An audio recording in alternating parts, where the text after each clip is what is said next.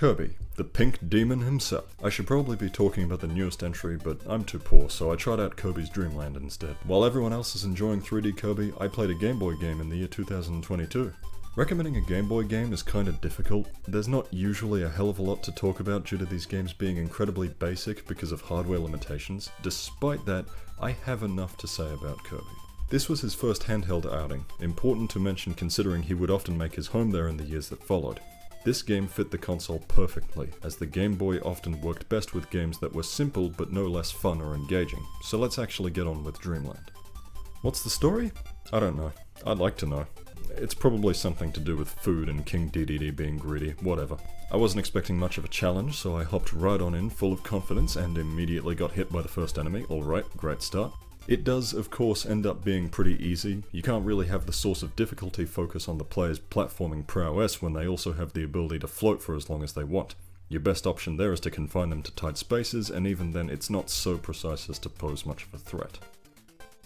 This reputation of modern Kirby games being too easy is mostly due to the fact that video games in general became easier, and Kirby, which was already considerably more forgiving than other series, ended up being impacted by this the most. Yet despite this, the series does manage to introduce aspects that occasionally challenge the player, so despite its reputation for being a walk in the park, it is capable of providing something that you have to work for. It also doesn't really matter if the series is that difficult. The low bar for competency fits with the generally cutesy aesthetic and all ages demographic. The controls are pretty good, if slightly too slippery at times and slightly too stiff at other times. The levels were also fun to traverse, although a few of the moments in which I was hit felt kinda cheap. For example, there's a part where you have to float upward through a confined space and a coconut falls through the left side of said confined space. It feels almost impossible to know what's going to happen unless you've already beaten this part.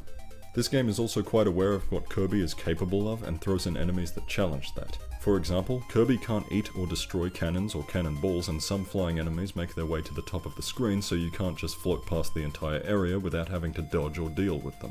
It's also worth mentioning that Kirby doesn't have any copy abilities in this game. That's right.